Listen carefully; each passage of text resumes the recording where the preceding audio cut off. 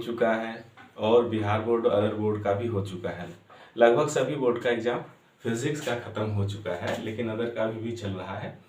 तो हम लोग थोड़ा आज डिस्कस करने वाले हैं इस वीडियो में कुछ ऑब्जेक्टिव क्वेश्चन। बहुत सारे बच्चे पूछ रहे थे ऑब्जेक्टिव क्वेश्चन क्या होगा, बहुत सारा बता भी दिए थे, लेकिन फिर भी चाह रहे हैं कि चलो ऑनलाइन में भी हम लोग कुछ डिस्कस कर रहे हैं कि कौन सा है ना, क्योंकि कुछ क्वेश्चन में मान लेते हैं कन्फ्यूजन था, है ना। तो कोशिश करेंगे आज हम लोग इस वीडियो में अच्छा से थोड़ा सा डिस्कस कर लें ऑब्जेक्टिव क्वेश्चन, ठीक है। और फिर नेक्स्ट हम लोग उसी तरह से 2 मार्क्स का, 3 मार्क्स का, 5 मार्क्स का सभी क्वेश्चन हम लोग डिस्कस करेंगे। लेकिन पहले आज ऑब्जेक्टिव हम लोग डिस्कस करने वाले हैं। तो इसमें से हम लोग का देखिए जैक, ठीक है, जैक का है जो 70 मार्क्स का था, वो तो सिलेबस वगैरह टोटल हम पहले ही वीडियो में बता चुके हैं, ठीक है। अब हम लोग इस वीडियो में हम लोग इसका ऑब्जेक्टिव का क्वेश्चन जितना भी है उसका डिस्कस हम लोग करने वाले हैं। टोटल इसमें हम लोग क्वेश्चन 25 जो है सो ऑब्जेक्टिव क्वेश्चन है जैक में, जो सबसे बहुत अच्छी बात है ना, कि 25 मार्क्स है। लगभग बच्चे सब लोग अच्छा स्कोर किए हैं।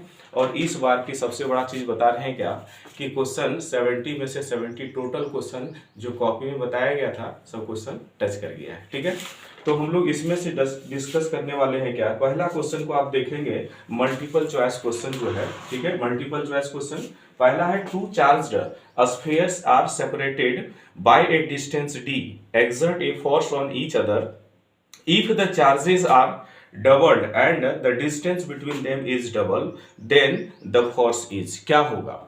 तो फोर्स ये हम लोग जानते हैं क्या, कि मान लेते हैं एक स्फीयर है, एक दूसरा स्फीयर है, इसको हम लोग ए और बी मान लेते थे, यही मानते थे ना।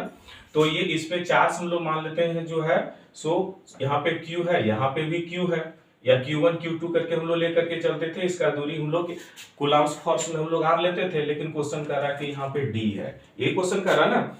तो फोर्स इसमें एग्जर्ट कर रहा है वो F फोर्स लग रहा है, F फोर्स लग रहा है, ठीक है। चाहे अट्रैक्टिव या रिपल्सिव दोनों भी हो सकता है, कुछ भी हो सकता है ना। क्वेश्चन यहाँ का, ठीक है, एग्जर्ट कर रहा है ईच अदर को। तो फोर्स क्या होगा, तो फोर्स मान लेते हैं F इक्वल टू, हम लोग जानते हैं कूलम्ब्स लॉ के अनुसार से क्या होता है 1/4 pi epsilon not Q1 Q2 bye क्या होता है R स्क्वायर होता है, ठीक है। लेकिन क्वेश्चन क्या कर दिया, according to question A to Q, according to question के अनुसार से कहता है क्या, कि यदि जो है चार्ज है उसको दुगुना कर दिया जाए, यानी Q1 को 2Q कर दीजिए, ठीक है, और इसको भी हम लोग 2Q कर दीजिए, ठीक है।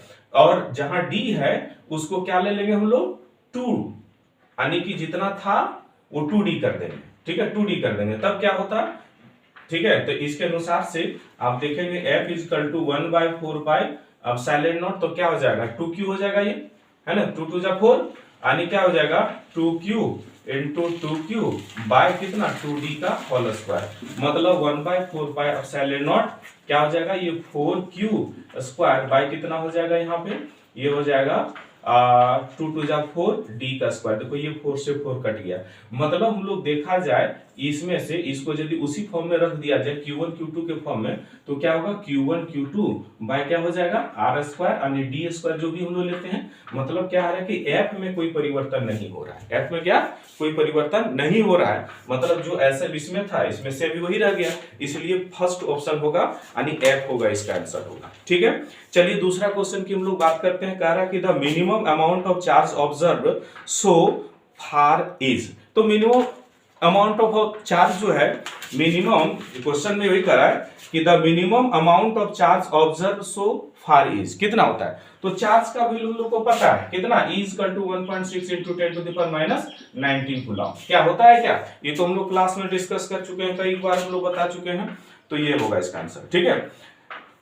हम लोग यदि इलेक्ट्रॉन रहता है तो इसमें क्या लगा देते हैं, चूंकि मैग्नीट्यूड में इसमें जो होता है वैल्यू लिया जाता है, तो प्लस और माइनस, यदि हम लोग यदि पॉजिटिव की बात करेंगे तो प्लस वाला लेंगे, और नेगेटिव की तो माइनस लगा देंगे इलेक्ट्रॉन वाला, ठीक है। चलो तीसरा क्वेश्चन की हम लोग बात कर रहे हैं, यानी कि इसमें जो क्वेश्चन का आंसर सही होगा वो सी होगा, ठीक है। यानी फर्स्ट का क्या हो गया, फर्स्ट का था ए, सेकेंड का क्वेश्चन सी हो गया। तीसरा क्वेश्चन चलते हैं, dielectric constant for a metal, तो डाइलेक्ट्रिक कांस्टेंट जो किसी भी मेटल का डाइलेक्ट्रिक कांस्टेंट इनफिनाइट होता है, यानी तीसरा का क्या हो जाएगा इनफिनाइट हो जाएगा, ठीक है। ऑप्शन नंबर सी को सॉरी बी को देखेंगे, option number B infinite. Question number चौथा चलिए, कह रहा है क्या, the capacitance of a parallel plate capacitor depends upon. देखो पैरेलल प्लेट कैपेसिटर्स हम लोग निकाल चुके हैं, ठीक है। उसमें क्या निकाले थे, उसमें हम लोग निकाले थे C equal to epsilon naught, ठीक है, K, ठीक है, epsilon naught K A by D, यही था फॉर्मूला ना, ये फॉर्मूला हम लोग का था, ठीक है। तो देखो ये डिपेंड करता है किसके ऊपर, यहाँ पे जो दिया हुआ है, ठीक है, एरिया ऑफ, ठीक है, प्लेट के ऊपर डिपेंड करता है, जो हम लोग क्लास में डिस्कस किए हैं। सो सही इसका आंसर होगा डी होगा, ठीक है, डी नंबर ऑफ ऑप्शन इसको मार लेंगे, ठीक है। चौथा का 5वां नंबर कह रहा है, in a Wheatstone bridge if the battery and galvanometer are interchanged then deflection in galvanometer क्या होगा।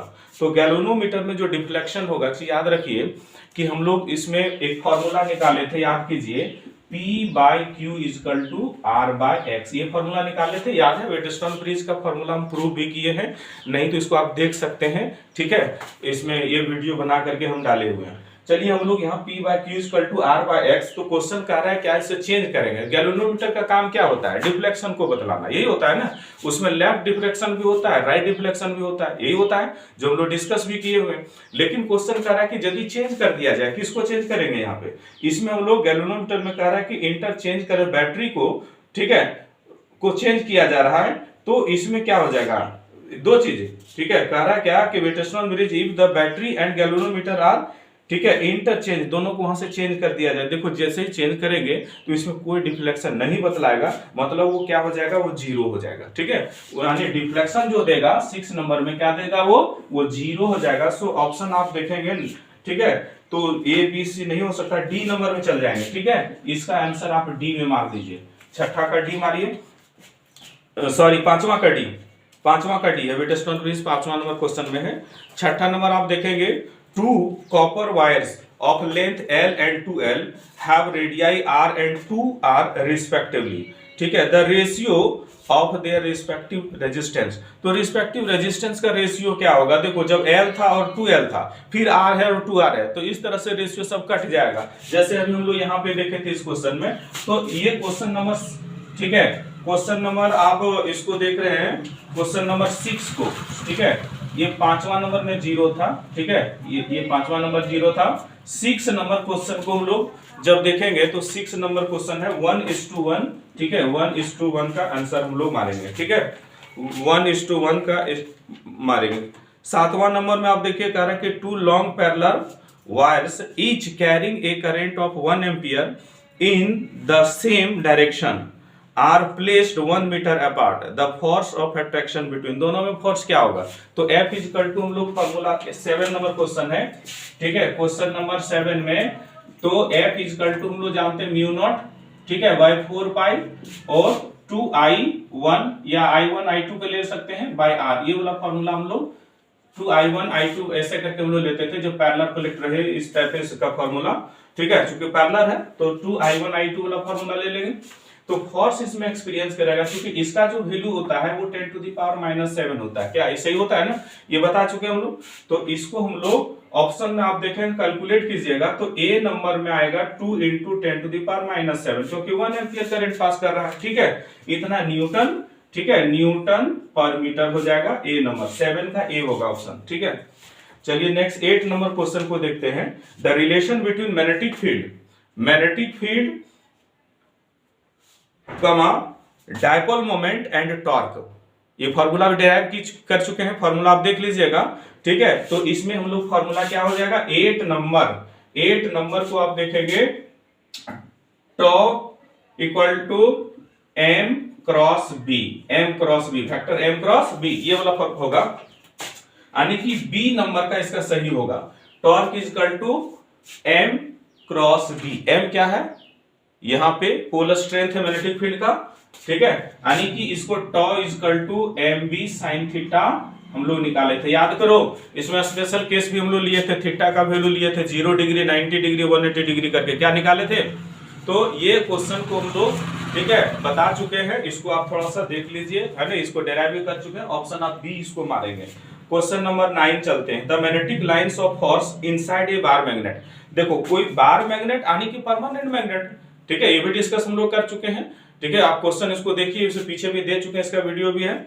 तो bar magnet that is the permanent magnet, जिसमें नॉर्थ पोल और साउथ पोल होता है। तो क्वेश्चन कह रहा है क्या कि lines of force inside the bar magnet. देखो इनसाइड की बात कर रहे हैं तो ये साउथ से नॉर्थ की ओर चलता है, इनसाइड की बात है। लेकिन आउटसाइड की बात करेंगे तो नॉर्थ से साउथ। जैसे हम लोग ये मैग्नेट है, ये साउथ पोल है नॉर्थ, ये ऐसे होगा। ऑप्शन यहाँ पे 9 नंबर में ये इसका ऑप्शन होगा डी होगा। ठीक है, क्यों? क्योंकि इसका डायरेक्शन ऐसे होता है। अब यदि हम लोग देखेंगे तो ये इधर से और करंट मैग्नेटिक फील्ड लाइंस ऐसे फ्लो करता है। ठीक है, इस डायरेक्शन की ओर, नॉर्थ से साउथ की ओर फ्लो करता है, जो ऐसा क्लोज कंटिन्यूअस लूप फॉर्म करता है, आप देख सकते हैं। ठीक है, इसको हम भी पहले ही बता चुके हैं। चलिए नेक्स्ट क्वेश्चन, क्वेश्चन नंबर 10 को देखिए। The direction of induced current is determined by. देखो इंड्यूस्ड करंट का जो डायरेक्शन हम लोग निकालते हैं वो लेंज लॉ से भी निकालते हैं और फ्लेमिंग्स का राइट हैंड रूल से भी निकालते हैं। ठीक है, दोनों चीज से निकालते हैं, यानी Lenz law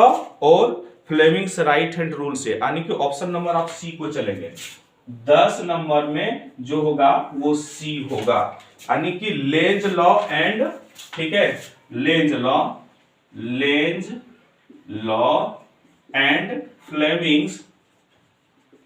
Fleming's right hand rule. ठीक है, ये दोनों होगा।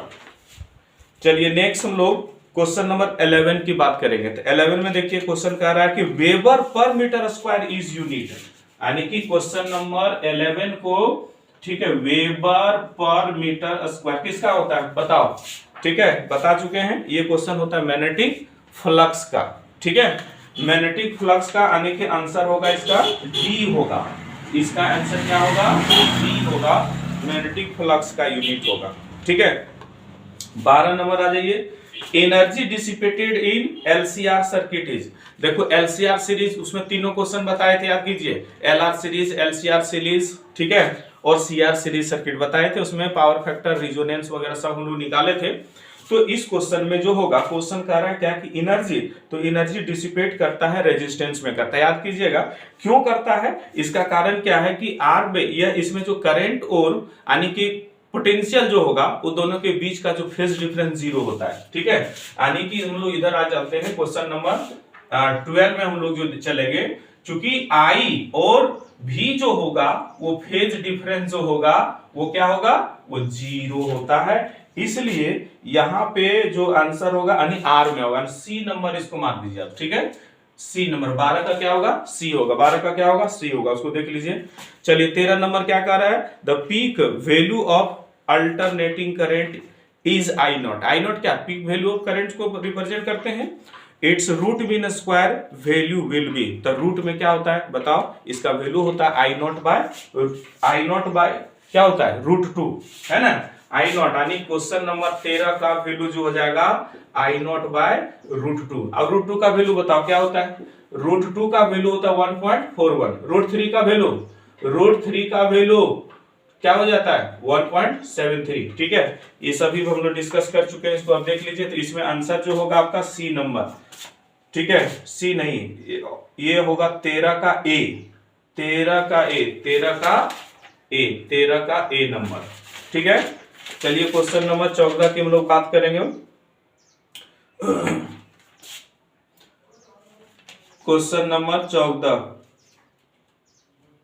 क्वेश्चन में कह रहा है कि dash is used for photography in fog. तो फॉग में इसका यूज करते हैं। फॉग का कारण क्या होता है, जिसमें हीट वगैरह से थोड़ा होना चाहिए ताकि वो जो वाटर ड्रॉपलेट्स है उसको साइड कर सके।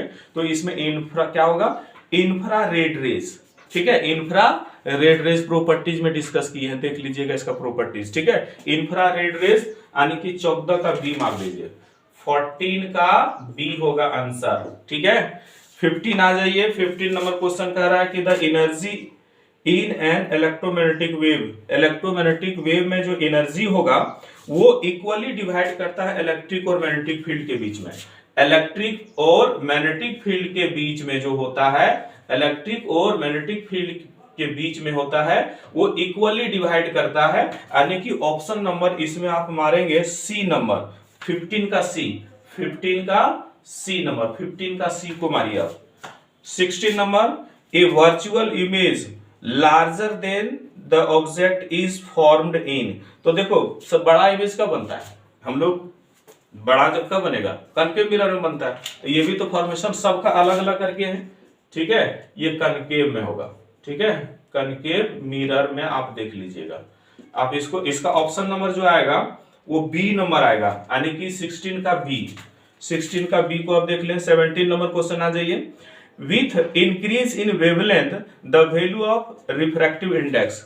देखो वैल्यू ऑफ रिफ्रैक्टिव इंडेक्स जो होता है वो डिक्रीज करेगा, यदि एक इंक्रीज करेगा तो यह डिक्रीज करेगा, ठीक है, डिक्रीज करेगा, डिक्रीज करेगा, यानी कि ऑप्शन नंबर क्या होगा, बी नंबर, इसका भी बी होगा, 17 का बी होगा। 18 नंबर देख लीजिए। 18 नंबर कह रहा है क्या, the concept of secondary wavelength was given by, जो सेकेंडरी वेवलेंथ का जो दिया था वो हाइजेंस ने दिया हुआ था, ठीक है। 18 नंबर जो है हाइजेंस ने, ठीक है, हाइजेंस ने इसको दिया था, ठीक है, हाइजेंस 18 नंबर का, यानी कि 18 का सी हो जाएगा, 18 का क्या हो जाएगा, सी हो जाएगा, हाइजेंस ने दिया था। 19 नंबर का आप देख लीजिए। Young's double slit experiment uses a monochromatic source of light, the shape of interference fringes formed on the screen. तो देखो स्क्रीन पे जो इंटरफेरेंस फ्रिंजेस फॉर्म करता है, यहाँ ऑप्शन में दिया है पाराबोला। पाराबोला मतलब, यानी कि देखो पाराबोला मतलब क्या होता है, यू शेप आकार हो, तो वो तो होगा नहीं।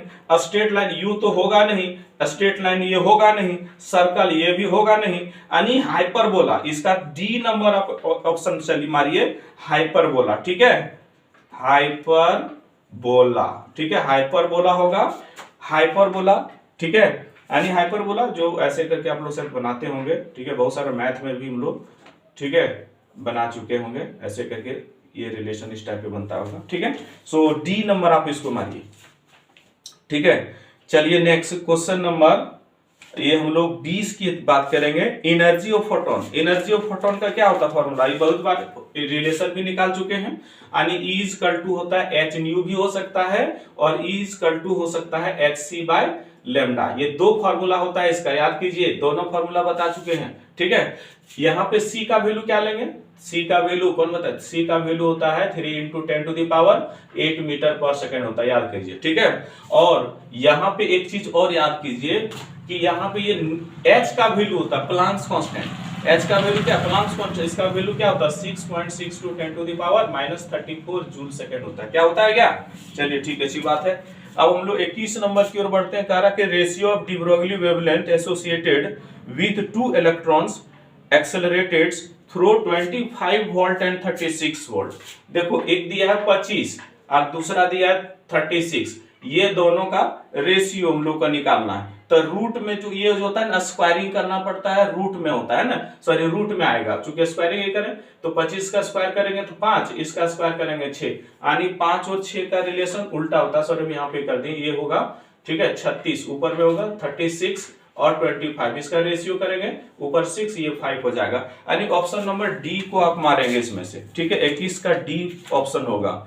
22 नंबर देखते हैं क्या, The force which causes a scattering of alpha particles in Rutherford alpha particles scattering experiment। देखो अल्फा पार्टिकल्स वाला रदरफोर्ड लॉ याद कीजिए, जहां पे हम बताए थे Balmer series, Pascal series, Brackett series, Pfund series, ये सभी सीरीज हम लोग बता चुके हैं। वहां पे हम लोग किस प्रकार से अल्फा पार्टिकल्स का स्कैटरिंग होता है, जो गोल्ड फॉइल से रिलेटेड करता था, तो वहां पे हम लोग ये डिस्कस किए हुए हैं। सो ऑप्शन इसमें आप मारेंगे, ठीक है, बी नंबर, कूलम्ब्स फोर्स वहां लगता है, यानी कि 22 नंबर का क्या होगा, 22 नंबर का हो जाएगा कूलम्ब्स फोर्स हो जाएगा, ठीक है, कूलम्ब फोर्स होगा, यानी F इक्वल टू, ये भी जस्ट कहीं लिखे ये वाला फॉर्म है ना, कूलम्ब्स फोर्स होगा।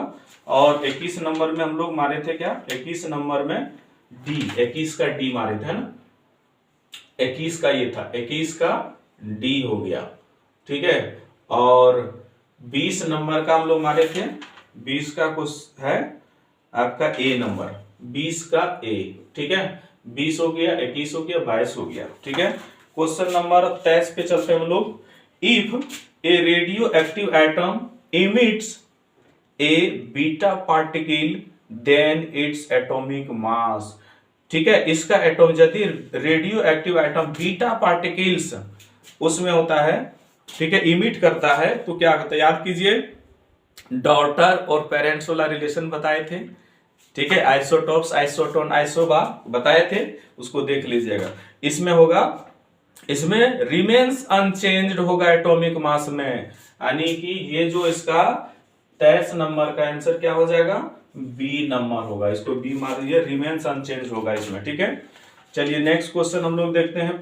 24 नंबर, 24 नंबर हम लोग के पास है, in P type semiconductor what kind of impurity is found. देखो पी टाइप जो सेमीकंडक्टर होता है, ठीक है, एन टाइप और पी टाइप सेमीकंडक्टर का प्रकार बताए थे, डॉपिंग वगैरह कैसे होता है वो भी बताए थे हम लोग। तो इसमें पी टाइप में जो होता है, इसमें वैलेंसी ऑफ 3 होता है।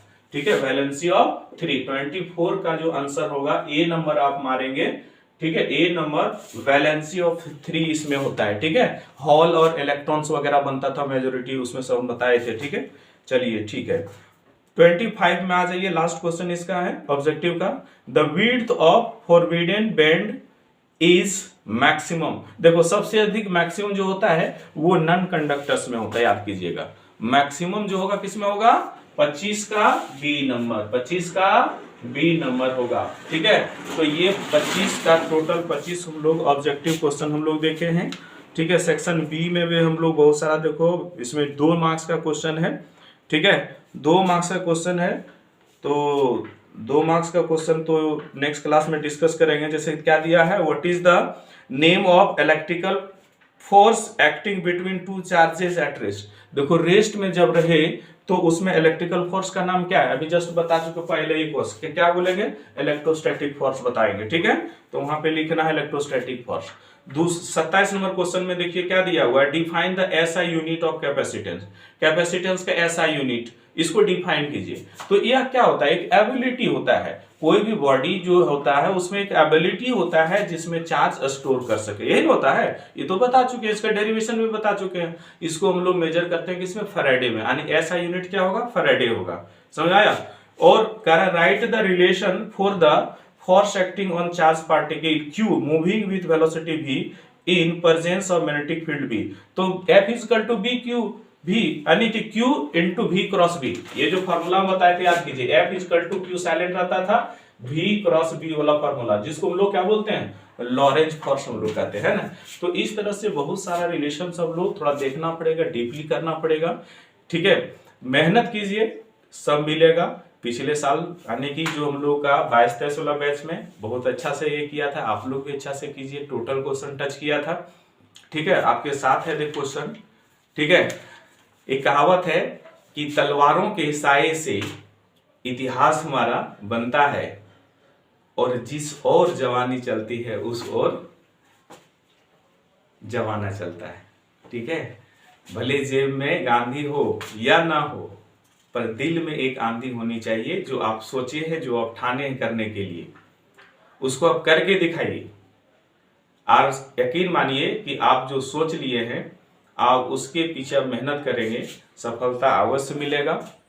ठीक है, और नहीं कर पाए तो दुर्भाग्य की बात है, क्योंकि मेहनत तो करना ही है। समझ गए ना।